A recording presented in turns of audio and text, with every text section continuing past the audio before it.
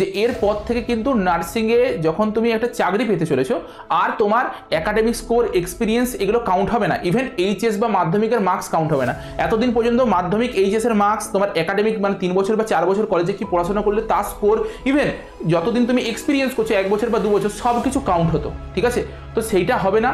তার ফলে কি হয়েছে, এবছর থেকে সিবিটি শুরু হয়েছে, অর্থাৎ কম্পিউটার বেসড টেস্ট শুরু হয়েছে। 100 নম্বরের টোটাল এভালুয়েশন হবে, তার মধ্যে 85 মার্কসের তোমাদের হবে সিবিটি অর্থাৎ কম্পিউটার বেসড টেস্ট, আর 15 মার্কস হবে ইন্টারভিউ।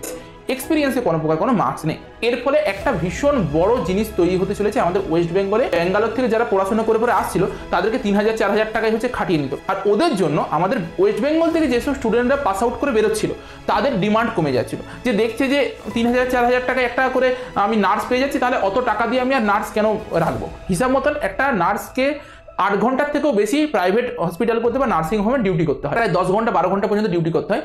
সেই হিসাবে যদি তুমি দেখো তাদের স্যালারি মিনিমাম তো 20,000 টাকা হওয়া উচিত। ঠিক আছে, কিন্তু দেয় কত টাকা, 5,000 টাকা 6,000 টাকা দেয়।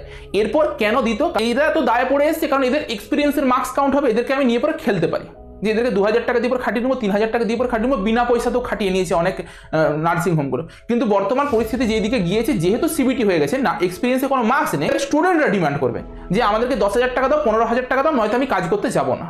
পুরো সিনারিওটা উল্টো দিকে ঘুরে গিয়েছে, যে আগে যে স্যালারি স্কেলটা অনেক ডাউন ছিল, এখন স্যালারি স্কেলটা তুমি প্রাইভেট নার্সিং হোমগুলোতে কিন্তু একটা হাই স্যালারি কিন্তু তুমি ডিমান্ড করতে পারো। ঠিক আছে, এটাকে মাথায় রাখবে। তার জন্য ভালো করে মন দিয়ে পড়াশোনা করো।